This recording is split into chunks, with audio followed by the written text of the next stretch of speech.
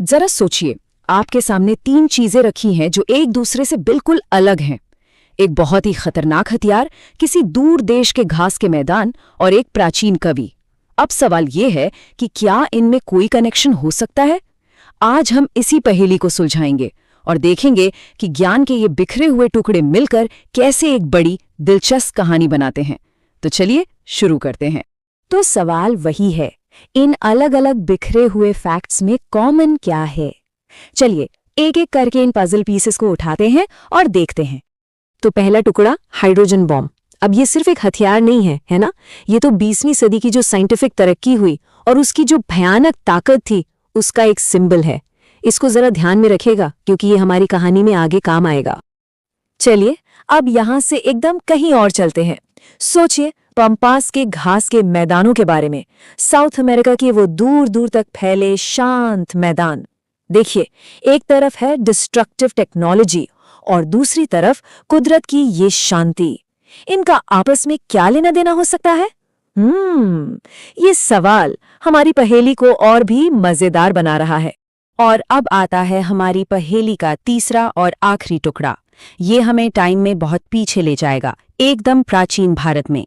नाम है बाणभट्ट, एक महान राजकवि। तो अब देखिए हमारे पास क्या क्या है।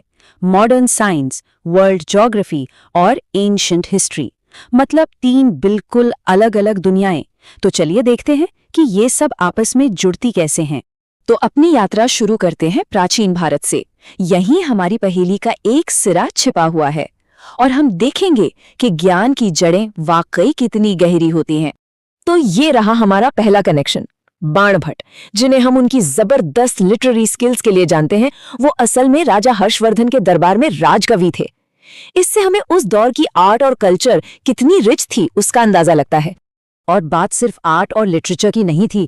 लगभग उसी दौर में ग्रीक्स ने इंडिया में पहले सोने के सिक्के चलाए। सोचिए, ये दिखाता है कि बहुत पुराने जमाने से ही भारत ग्लोबल ट्रेड और आइडियाज के एक्सचेंज का एक बड़ा सेंटर रहा है।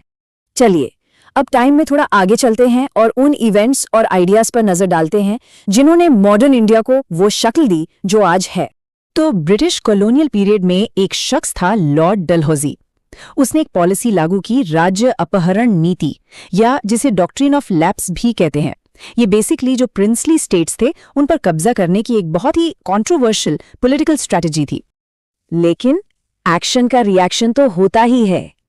डलहौजी की इस पॉलिसी के जवाब में दादा भाई नौरोजी जैसे थिंकर्स सामने आए और उन्होंने ड्रेन ऑफ वेल्थ की थ्योरी दी। उन्होंने दुनिया को बताया कि कैसे ब्रिटिश राज धीरे धीरे इंडिया के सारे रिसोर्सेस को निचोड़ रहा था। ये एक तरह से उस कॉलोनियल लूट के खिलाफ एक इंटेलेक्चुअल विद्रोह था।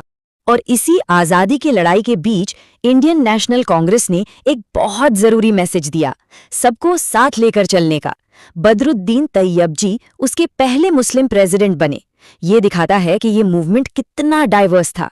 तो इतिहास से निकलकर अब जरा ये देखते हैं कि आज़ाद भारत ने अपने गवर्नेंस सिस्टम और अपने इकोनॉमिक फ्यूचर की बुनियाद कैसे रखी। ये नंबर 12, ये क्या दिखाता है? ये सिर्फ एक नंबर नहीं है, बल्कि ये इंडियन डेमोक्रेसी की एक बहुत ही यूनिक बात है। मतलब प्रेसिडेंट के पास पावर है कि वो आर्ट, लिटरेचर, साइंस और सोशल सर्विस जैसे फील्ड से 12 एक्सपर्ट्स को सीधे राज्यसभा में नॉमिनेट कर सकते हैं। इससे ये पक्का होता है कि देश के बेस्ट माइंड्स पॉलिसी मेकिंग में अपना योगदान दें। और इंडिया की जो इकोनॉमिक मशीनरी है उसे चलाने के लिए ये दो इंस्टीट्यूशंस बहुत जरूरी थे। एक सेंट्रल स्टैटिस्टिकल ऑर्गेनाइजेशन जो नेशनल इनकम का हिसाब किताब लगाता है, जिससे पता चलता है कि देश की इकोनॉमिक हेल्थ कैसी है। और दूसरा प्लानिंग कमीशन, जिसके चेयरमैन खुद प्राइम मिनिस्टर होते थे और ये देश के डेवलपमेंट का पूरा ब्लूप्रिंट तैयार करता था। तो अभी तक तो हम इंडिया के अंदर के कनेक्शंस देख रहे थे, पर याद है ना, हमारी पहेली के कुछ टुकड़े अभी भी बाकी हैं। तो चलिए अब इंडिया से बाहर निकलते हैं और ग्लोबल स्टेज पर देखते हैं कि ये सारे धागे एक दूसरे से जुड़ते कैसे हैं। तो चलिए अपने पहेली के दूसरे टुकड़े पर वापस आते हैं, पंपास के मैदान। अभी सिर्फ साउथ अमेरिका का एक ज्योग्राफिकल एरिया नहीं है, नहीं, ये तो ग्लोबल एग्रीकल्चर और क्लाइमेट का एक बहुत जरूरी हिस्सा है जो दुनिया भर की मार्केट्स पर असर डालता है।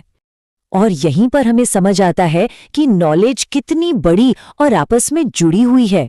देखिए, एक तरफ सुंडा स्ट्रेट जैसी ज्योग्राफिकल इंफॉर्मेशन है, तो दूसरी तरफ वर्ल्ड बैंक जैसा ग्लोबल फाइनेंशियल इंस्टीट्यूशन। और हाँ, एडवर्ड टेलर, वो साइंटिस्ट जिसने हाइड्रोजन बम बनाया, वो भी हमारी कहानी का एक अहम किरदार है।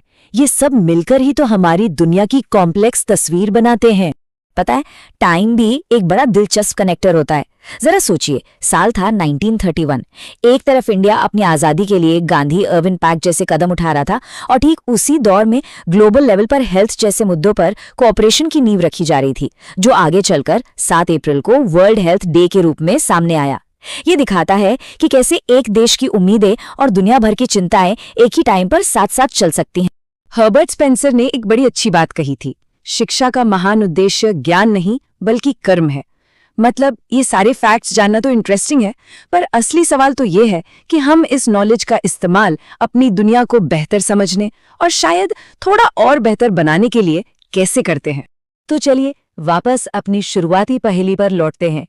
एक एंशिएंट पोएट, एक मॉडर्न वेपन और दूर देश के घास के मैदान, इनका आपस में क्या कनेक्शन है? कनेक्शन ये है कि हमारी दुनिया इन्हीं अलग अलग धागों से बुनी है।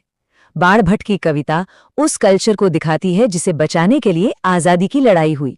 प्लानिंग कमीशन ने उस देश को बनाया जो हाइड्रोजन बम के दौर में अपनी जगह बना रहा था।